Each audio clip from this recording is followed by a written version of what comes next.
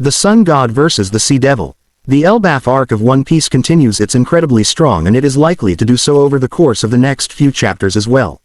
With Oda revealing some of the most exciting bits of information pertaining to the history of the Land of the Giants, fans now know a lot about the giant race, their beliefs, and, most importantly, the sun god Nika as well.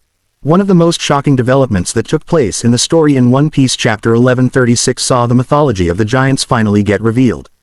This introduced fans to some of the most exciting elements in the story pertaining to the characters of Nika, and of course, Luffy as well. In many ways, this major reveal has shaken up the way fans used to think about the crucial history of the world, with it now being more exciting than ever before. The ancient battle that destroyed the world.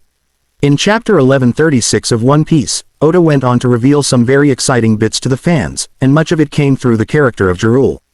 As fans know already, Jirul is a very important person within elbaf, given that he's respected as an elder of the nation and is said to be the oldest in the world. It was through him that Oda went on to explain the mythology of the giants to the fans. According to Jirul, the ancient scripture of the One Piece world, which can't be translated anymore, called the Harley, says that the world has already been destroyed twice. This comes as a major shock to the fans for many reasons. For one, most fans were expecting the world to have been destroyed just once. After all, Oda has only mentioned the world sinking once long ago, and that was during the Void Century.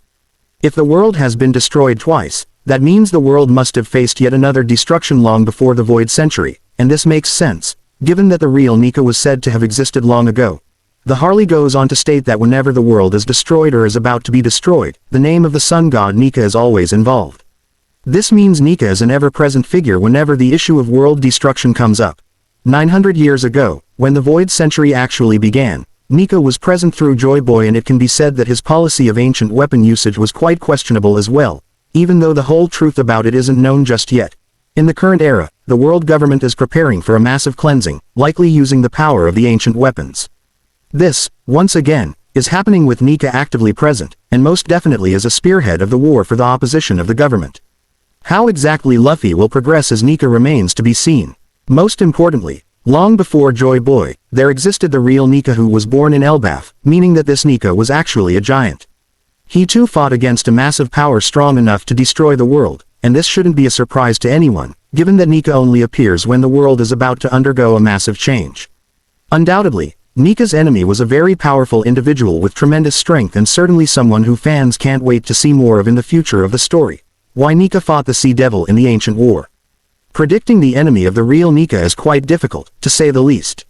After all, fans already know that Nika was a mighty warrior who existed long before the world government even came into question.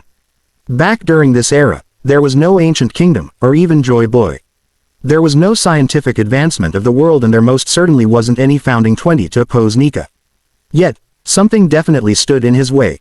During this time, the Red Line certainly existed, given that fans already know of its existence prior to the Void Century through the Lunarians living up there. Perhaps, whoever existed during this time was responsible for the creation of the Void Century, the Grand Line, and through it, causing the erratic weather changes in the world of One Piece, leading to the first major destruction. It is also possible that the ancient weapons, such as Poseidon, still existed. Given that Poseidon is said to return after every few hundred years, and the last time it was alive being the Void Century, one can assume that the era of Nika was about 1600 years ago. As far as the enemy goes, there is only one strong enough to rival a god like Nika, and this person is none other than the Sea Devil. This entity is a myth in One Piece, just like Nika, and might very well exist, either through a devil fruit or otherwise. The Sea Devil could have potentially been the one Nika fought and defeated, the result of the battle that shaped up the world. Having a massive continent such as the Red Line running through a planet is certainly not normal, which leads one to believe that this continent was actually created by none other than the Sea Devil. It is also possible that the All Blue existed before this era, and that Nika fought to preserve it. Joy Boy could have also tried to set things right by becoming Nika, however, at the same time, fans know that Amu stood in his way.